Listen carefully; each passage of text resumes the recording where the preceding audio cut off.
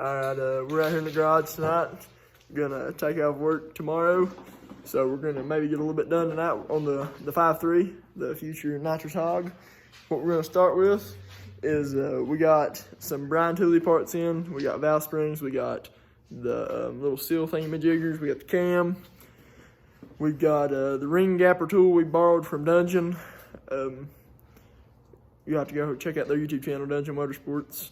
We've got Hunter right here behind us squaring up the first bore with the rings in it. We're gonna check before we grind. These are just stock rings that come in it.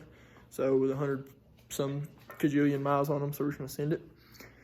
But I'll video on how we gap them, measure them, and put them in. But that's the idea for the night, is I'd like to get the valve switched over at least in one head that I've got cleaned up and ready to go, and all 8 rings gapped. And right here is a little grinding tool that we're going to be using, just a crank style, nothing fancy. But we will get right after it. Alright, Madison's over there with a drill and wire brush doing things and stuff to a Ford 02 that she's doing. You probably won't be seeing much of it, but right here what we did so far is we've got the 2 top rings. This is just one, but there's 2 top rings. Is there 2 different measurements? What it'll be? Yeah, it's gonna be 30 thousandths, and then the second ring's 20. All right, so this being wore out, it's not that far off. 30 thousandths what the go is, and that's like 19-ish right now. That's squared up in the cylinder bore. You can still see the crud on them from the hit me on a stock motor. Don't mind the grinding dust in the cylinders. We're not getting that out. We're gonna run it.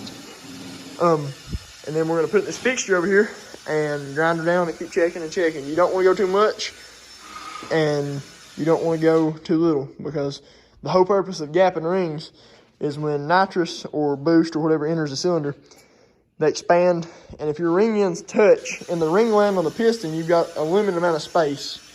And once they touch inside the piston, they have to have somewhere to go, and usually it'll break a ring landing. And it doesn't, 30 thousandths does not seem like much at all when you look at it up against something. But if those ends right here, if they touch, there's no more give in the system for it to expand or whatever. And when they touch, they'll usually bend upward and break that ring landing off, and all hell breaks loose. But that's the plan. We're gonna go ahead and do these real quick, because it's gonna be a nightmare trying to video 8 cylinders trying to do it. But I'll show you all 8 cylinders gapped, ready to go, and then I'll get right back with you. All right, so 104 did this one. What'd you say? 10 turns? Do 5. 5? Okay. So he won't tell me measurements, so it's 5 turns. So that means 6 in my book, because the 5's good, 6 is better. 1, 2, 3, 4, 6, 7.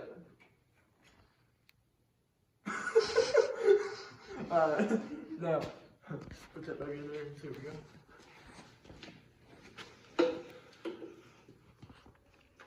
If you don't wear your golfing clothes to the garage ring gapping,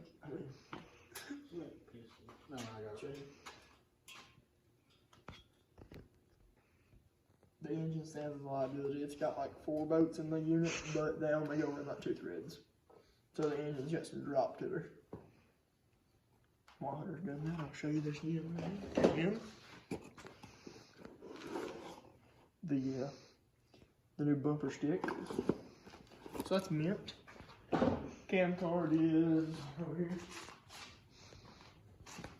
Can you get that on there? Trick. But that's what we're up to. Her dad's in a clearance bearings. It's probably the most in-depth I've ever put in the motor. Usually I just get like an engine tech kit from eBay for like $10, and I just send it. But he's teaching me to get rings right now, so I'm gonna get back on that. So I'll get back with you when something cool happens, when we break a ring or something. Alright, so since Hunter's on ring gapping, what I'm going to do is I'm going to switch over and put some valve springs in. What I recommend is don't do what I did my entire hot rod life, where you'll have a stack of valve springs like that. Buy a cam kit that comes to the springs. It's supposed to be. It comes with new seals, new springs, whole 9 yards. number everything, label everything, try to keep up with it if you want to be productive. I'm not worried about it. It's whatever we're just gonna send it. Started with an intake valve next to the exhaust. I've cleaned them the best I can because from what I read is if they're getting slick, fuel and air can enter better. Lap your valves if you want to, but we don't really care what that's about because they're gonna get very, very abused. So I'm gonna set the camera up from the side over here off of that can of wine down that plate, and you get the best view you can get. Or I may just set you up in front of me over here on this other head. So we'll see, because I film off an iPhone, but we'll go from there. Alright, so you're in a vise. You don't know what kind of camera angle you're going to get. Oh shoot, about lost the telephone. Let me go ahead and loosen it. That's about as best as you'll ever get. What we'll start with is you want to get some kind of cup of oil or something, because these seals, they're rubber, and you don't want to put a valve in them dry. So what I do is I'll snap the little seal down onto the valve guide, reach over, I lost the exhaust valve that fast. How you lose an exhaust? There it is. I lost the exhaust valve. Okay. Take you some oil or assembly lube, whatever. I don't really know what you're supposed to use, but get the stem kind of lubed up, and then maybe just a dot for the rubber. I mean, we're not trying to make a mess or anything. So you're gonna start it through. When you come up here, do like a spinning motion. Don't force it through, or you'll get the little spring broke off of your seal. And then reach over in your box, grab you the Brian Tilley spring that come with it. I'd have to look and make sure what size they are, but come with. And then in my Ziploc baggie here to keep up with stuff. Your valve tops for exhaust and intake are the same.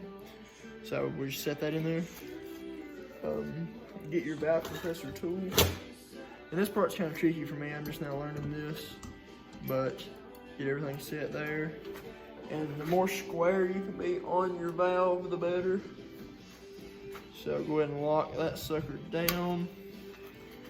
You probably should wear eye protection for this, because I mean, you got small parts and spring-loaded stuff. So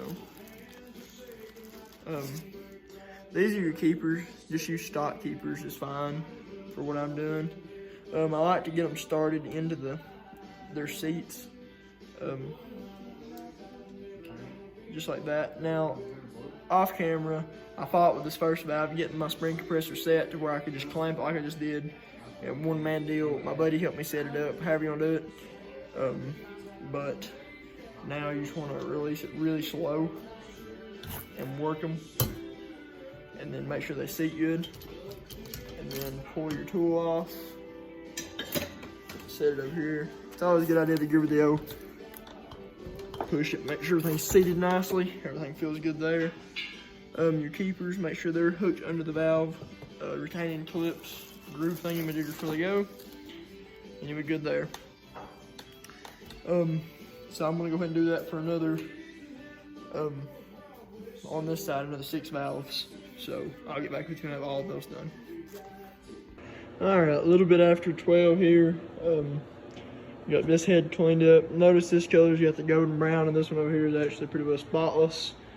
That one had a lot more time to clean. This one was kind of rushed, but the outside is just as clean, and that's just the coating that I didn't use the aluminum acid cleaner on. But all 16 of the springs and the seals are in. We're waiting on to finish gapping rings. We broke our wheel. We're gonna finish gapping rings, get a bearing clearance, and then we'll start putting the bottom end together. And then we'll throw the cam in, and then really, once we clearance bearings, we got everything, put everything together, don't we? We can put the whole engine together minus the intake. So that's coming up soon. So final assembly will be the next video.